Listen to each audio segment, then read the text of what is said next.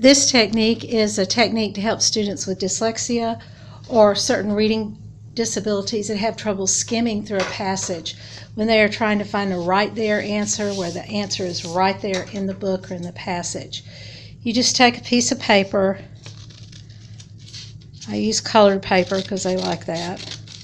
And you just create a viewer.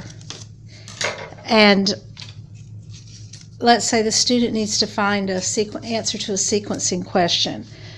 And it could be in a chapter in a book, or it could be in a reading passage. So the first thing you do is you ask them, do you think the answer's in the beginning, the middle, or the end of the passage? So you're getting them to think in their brain first about where in the passage was the answer.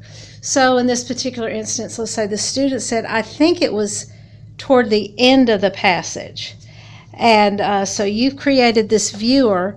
They've narrowed it down to toward the end, and then you can take the viewer and place it, and then that way they can read through and find the answer.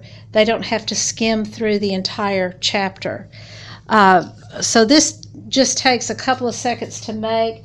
I also took some old transparencies. Every school probably has a couple of boxes of them left over from when they used overheads, and I used transparencies to make several viewers of different sizes. These can also be used for a student who has trouble tracking, and you can cut the viewer down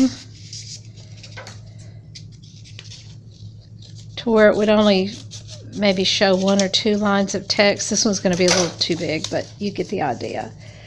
You can purchase viewers, but if you don't have one that's purchased, they're very easy to make, and I found with my students that after a while they start making their own viewers because they become adept at knowing what they need to do.